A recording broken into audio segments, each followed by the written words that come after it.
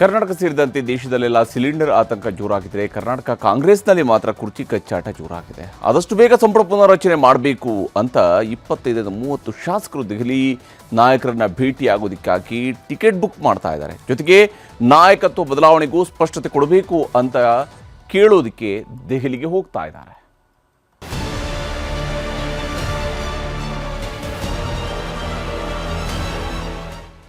ಬಹುಮತದ ಗ್ಯಾರಂಟಿ ಸರ್ಕಾರ ಅಧಿಕಾರಕ್ಕೆ ಬಂದು 33ನೇ ತಿಂಗಳು.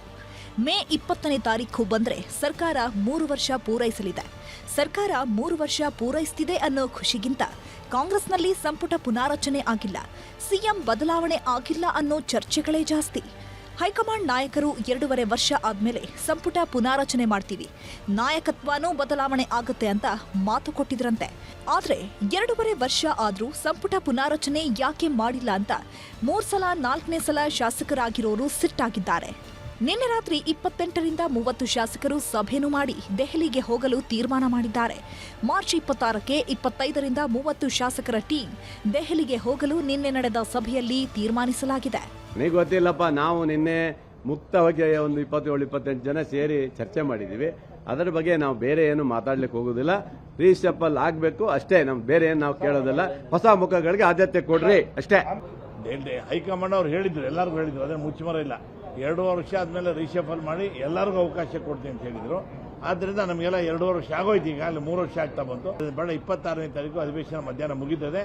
26ನೇ ತಾರೀಕು ಸಾಯಂಕಾಲ 25-30 ಜನ ನಾವು ಡೆಲ್ಲಿಗೆ ಹೋಗ್ತಾ ಇದೀವಿ. ಹೋಗಿ ನಮ್ಮ ನಿವೇದನ ಹೇಳ್ತೀವಿ.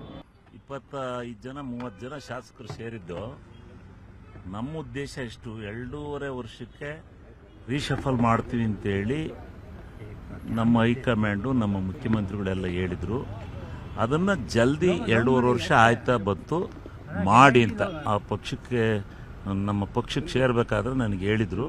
ಅದನ್ನು ನಾನು ಮನವರಿಕೆ ಮಾಡ್ತಾ ಇದ್ದೀನಿ. ರೀಶಫಲ್ಲೇ ಆಗಿಲ್ಲ, ಅದರಿಂದ ರೀಶಫಲ್ ಆದಾಗ ಕೊಡ್ತಾರೆ ಅಂತ. ರೀಶಫಲ್ ಆದರೆ ಸಿಗುತ್ತೆ ಅನ್ನೋ ಭರವಸೆಲಿದ್ದೀನಿ.